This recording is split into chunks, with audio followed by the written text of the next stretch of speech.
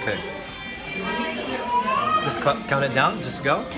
All right. So we're supposed to answer the how and why of discipleship in a few words. Let me first say that there are no qualifications because we are all unqualified. What qualifies us is who it is that they're actually following, and it's not us. It's Christ. So as you go about following Christ, the why is the more important question, and that is, the Bible says Christ's love compels us. If we've truly fully embraced what it is He has done for us, why not pass that on? I mean, there's so many people who would experience the same thing, and the fact that we received it from someone means that someone actually had to do that for us. So it's almost obligatory for us to say, I need to do this for someone else too. That's the why, because His love compels us. Once the why is clear, let me tell you something, the how becomes easy. We've tried so many different permutations and failed so many different times, but we have kept going because the why is clear. We follow Christ, and as we do, we have them copy us as we copy Christ, and then they do the same. That's really it. I think I'd just like to add that, if you look at Jesus' life, He really went up to the mountain to pray and fast about who He would disciple, who Intentionally, He would yeah. call as His 12. And I think we have to be intentional really first about that. Lord, who are the people You want to bring into my life for me to mentor, for me to really have the discipleship relationship with? And I think the other thing is what Edric was mentioning is really to love people. When people see that you're a loving person, when you're someone that they can approach and have a relationship with, they'll be attracted to that, and they'll really want to know more about your relationship with God. So I think when you're a loving person, all of us can do that. We can choose to be loving. We can choose to react differently in situations where people are watching us. The truth is, everyone's watching us because the Bible says there is a cloud of witnesses around us. So as people watch our lives, do they see Christ in us, and is it attracted to them? Because if it's attracted to them, then when we say something like, hey, do you want to meet maybe sometime for coffee and we can talk about what it means to love God, to follow Him, they'll be open to it. But if there's no evidence in our lives, they won't want Jesus. So I think that's the other thing. And some practical tips, right? You need to make sure that as you go and do this and show them love and care for them, you want to make sure that you want to facilitate more than lecture. Yes. That doesn't really work in small groups, right? You want to be able to say, hey, how are you doing? And draw them out. There's a lot of material. If you're thinking, well, I'm not really equipped, I don't know too much about the Bible, all these things. Well, there's so much material. One simple way is if you're from CCF, there is just a summary of the worship material, and you can just ask them, hey, what did you learn from the worship service? What can how can we apply this? Because that's really key. It's just the application, right? So don't lecture, facilitate. I just have to share that Second, before Edric was more the type to really talk a lot, and then by God's grace he learned the art of asking questions. I'm still talking now, as you can see. There's really an art to asking questions where you people know you're engaged and you're very interested in what they have to say.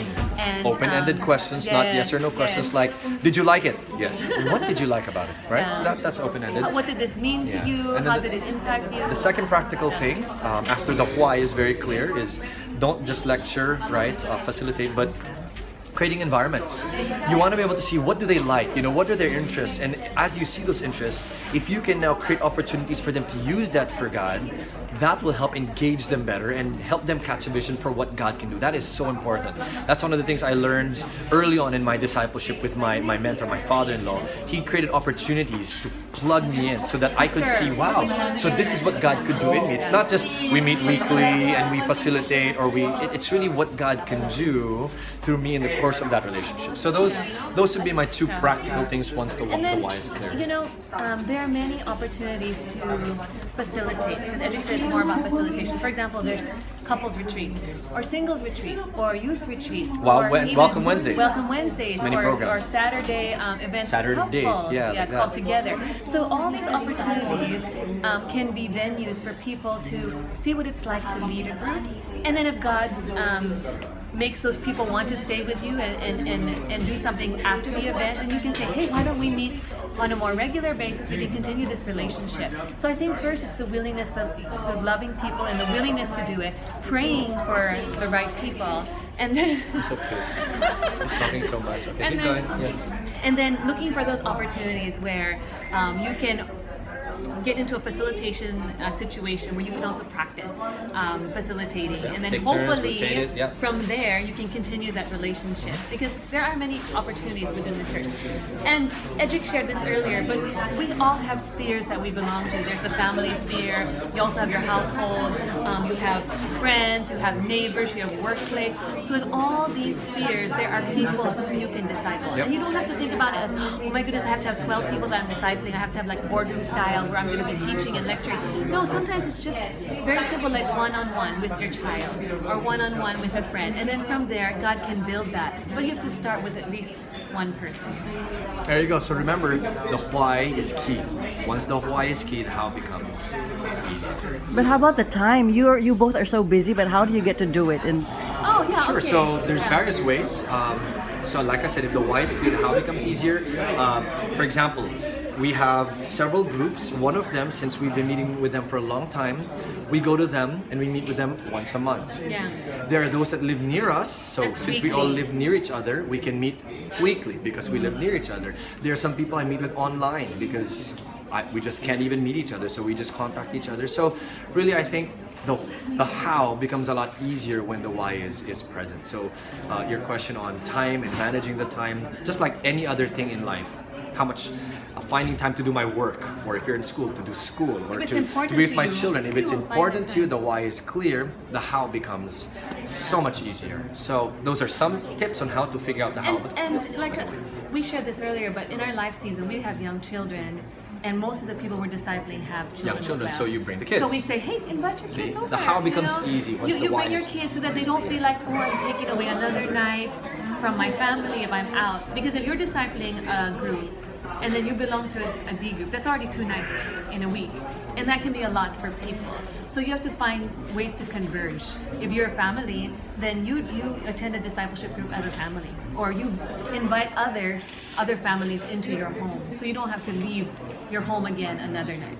yes, and if for those who are beginners, do you have like some motivation? Like what has been rewarding for you doing this? You know, I was telling Edric the other It's day. the closest friends Yeah. we have in our life. Our Highest highs, some of the lowest Yeah. lows we've shared with the people because it's family. That's it's really just- what it is. It's not we shared that, right? It's not a program. It's not an activity. It's a relationship, and yeah. So a lot of people in they get to know each other, they become each other's best man, maid of honor, ninong ninang, because this is God's design. You know, I firmly believe that God has designed this relationship so that in this kind of communion or relationship, the Bible says, right, by this all men will know you are my disciples if you love one another. So that for me is one of the greatest joys of discipleship, is experiencing that love amongst us and them, and even them amongst each other, and how that attracts people to Christ.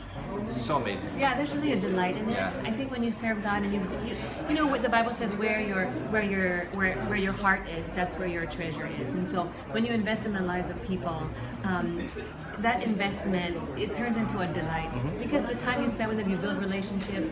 And I was just telling Edric the other day, like I get so excited about going to see these people, being with the D Not group. always, to be honest. Huh? It's honest. Not always. Like when we have to meet with like for counseling. Oh, counseling is different. Hurts But when because it's- we've been hurt. yeah. They've been hurt. So to be Yeah, honest, right? Yeah, So but I was generally yeah, there's a generally delight. there's really a delight like and a it's like joy. some kids. Like, hey, I'm gonna see my And I kids. think when it's a Christ-centered D group, it's not about us or not about them, but about Christ. It's like a foretaste of heaven for me, of the kind of fellowship we will have when we're with the Lord someday. Because there's that joy, there's what that we're gonna be doing, unity right? Serving God, of glorifying, faith. worshiping So yeah. Yeah. We said so much. That was Yeah. supposed to be 1 That- minute. I love it. Thank you so much. Thank you. God bless you. Okay, Thanks, get a Mendoza. picture. Sure. Yeah, yeah.